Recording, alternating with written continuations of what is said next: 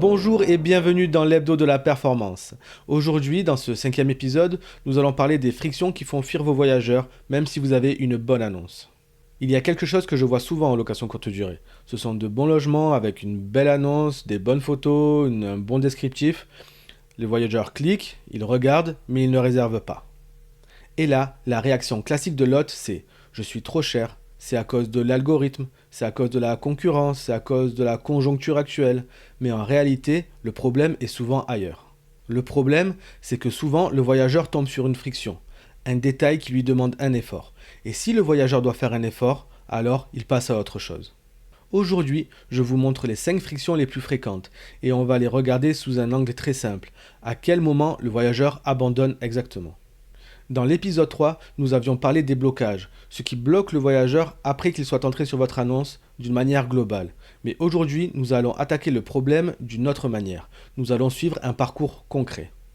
Sur Airbnb ou Booking, le voyageur est souvent sur mobile, ou même sur ordinateur, ça ne change rien.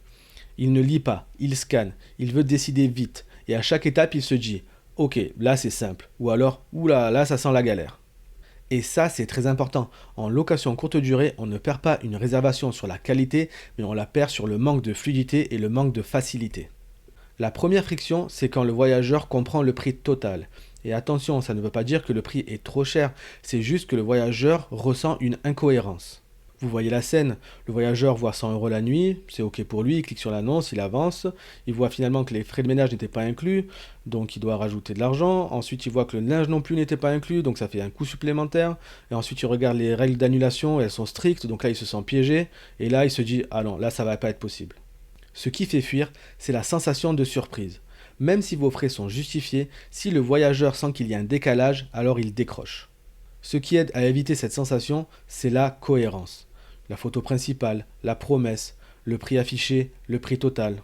Si ça colle, ça passe. Si ça ne colle pas, alors le voyageur se dit « Oula, j'ai déjà des surprises à ce niveau-là, alors je ne sais même pas ce qui va se passer quand je vais rentrer dans l'appartement ou quand je vais en sortir. » La deuxième friction, c'est le check-in ou l'arrivée. C'est souvent sous-estimé, mais en fait c'est énorme.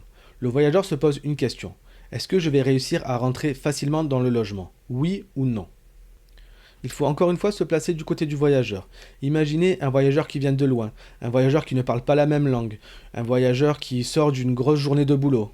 Si l'arrivée n'est pas claire, alors le voyageur va s'imaginer des appels, du stress, une attente, des horaires rigides. Et même si votre logement est mieux, il ira réserver ailleurs. Donc dans l'annonce, il faut que ce soit évident. Arrivée autonome ou accueillant personne. Si c'est une arrivée autonome, ça marche très bien, mais il faut marquer tous les détails pour que le voyageur soit rassuré. Il faut aussi une plage horaire réaliste. En fait, le but, c'est que le voyageur soit en mode zéro stress. Parfois, une seule phrase suffit. Vous n'avez pas à marquer le code de la boîte à clés dans l'annonce. Vous pouvez simplement écrire « Arrivée simple »,« Instruction d'arrivée »,« Envoyer la veille ». La troisième friction, c'est l'accès. Parking, distance, escalier, portail, ruelle, tout ce qui touche à comment je me pose. Vous savez que c'est simple, mais le voyageur, lui, ne le sait pas, et quand il ne sait pas, il doute. Le bon réflexe, c'est de dire la solution même si c'est basique, et d'assumer les contraintes parce que ça rassure. On peut par exemple écrire parking gratuit à 50 mètres, ou alors deuxième étage sans ascenseur. Ça aussi, il faut faire attention, c'est une contrainte, mais il ne faut pas oublier de l'écrire, parce que sinon on peut avoir des mauvais retours. On peut aussi écrire accès facile, parking juste devant la maison. Et retenez ça, ce n'est pas la contrainte qui fait fuir, c'est de la découvrir sur le tard. C'est la surprise. En effet, un voyageur qui est surpris va avoir tendance à baisser la note. Et un dernier petit conseil concernant l'accès, c'est surtout pour le parking, n'hésitez pas à avoir un plan B. Par exemple, parking gratuit à 50 mètres, s'il est complet, un autre parking est disponible à 500 mètres du logement.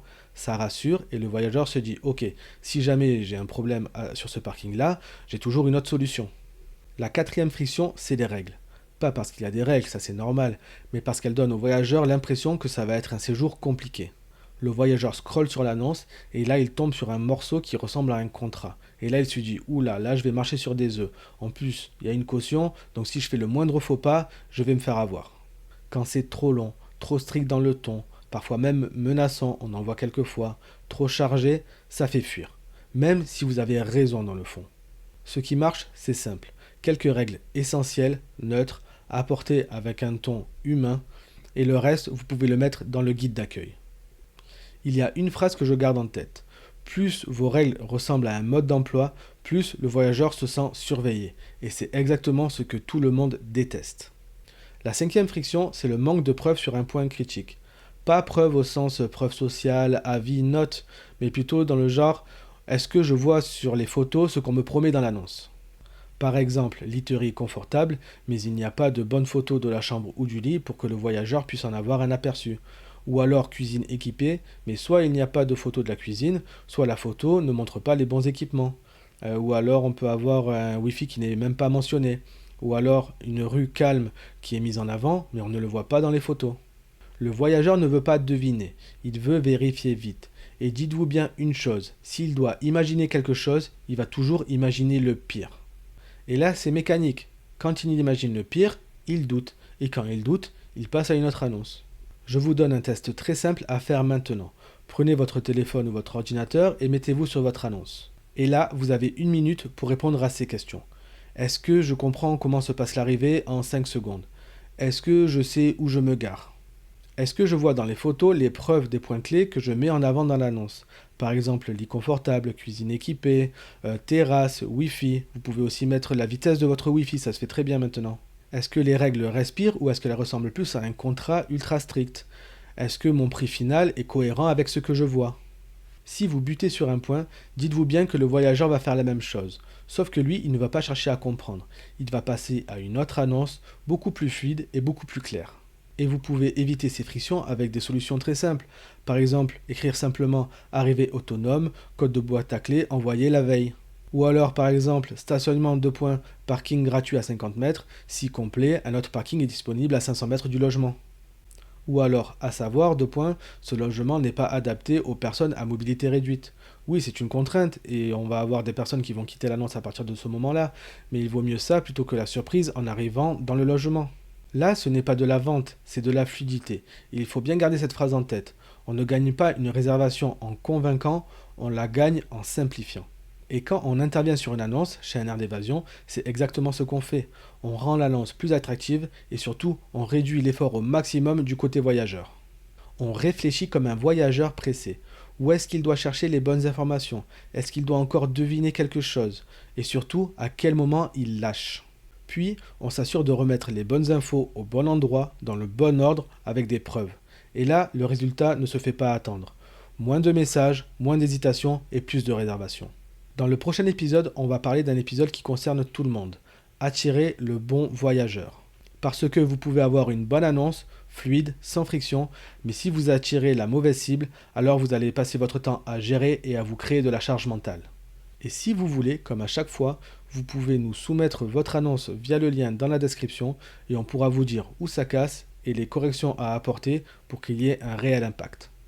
Voilà, c'est terminé pour cet épisode consacré aux frictions que les voyageurs peuvent rencontrer sur votre annonce. N'hésitez pas à laisser vos questions en commentaire et on se retrouve très bientôt pour un nouvel épisode de l'Hebdo de la performance.